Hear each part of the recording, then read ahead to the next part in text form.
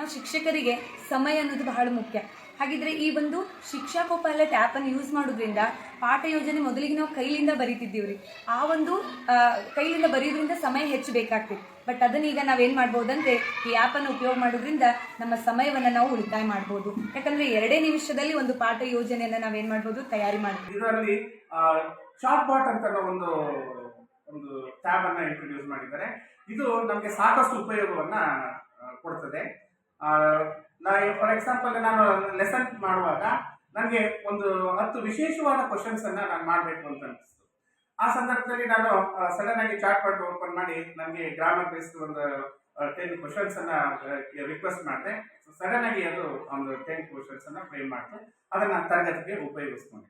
ನನಗೆ ಇದು ಸಮಯಾವಕಾಶವನ್ನ ನಮಗೆ ಸೇವ್ ಮಾಡಿರೋದ್ರಿಂದ ಈ ಸಮಯಾವಕಾಶವನ್ನ ನಾವು ಮಕ್ಕಳ ಕಲಿಕೆಗೆ ನಾವು ಪೂರಕವಾಗಿ ಅವ್ರನ್ನ ಕಾನ್ಸಂಟ್ರೇಟ್ ಮಾಡೋದಕ್ಕೆ ಅನುಕೂಲ ಆಯಿತು. ಅವರ ಕರೆಕ್ಷನ್ಸ್ ಆಗಿರ್ಬೋದು, ಅವರಿಗೆ ಬೇರೆ ಬೇರೆವಾದ ಚಟುವಟಿಕೆಗಳನ್ನ ಕೈಗೊಳ್ಳೋದಾಗಿರ್ಬೋದು, ಇದಕ್ಕೆಲ್ಲದಕ್ಕೂ ಮತ್ತೆ ಹಿಂದುಳಿದ ವಿದ್ಯಾರ್ಥಿಗಳಿಗೆ ಅವ್ರನ್ನ ನಾವು ಕಾನ್ಸಂಟ್ರೇಟ್ ಮಾಡುವಂತದ್ದು, ಅವ್ರಿಗೆ ಸಮಯಾವಕಾಶವನ್ನ ನೀಡೋದಕ್ಕೆ ಈ ಸಮಯ ನಮಗೆ ಉಪಯೋಗ ಆಗಿದೆ.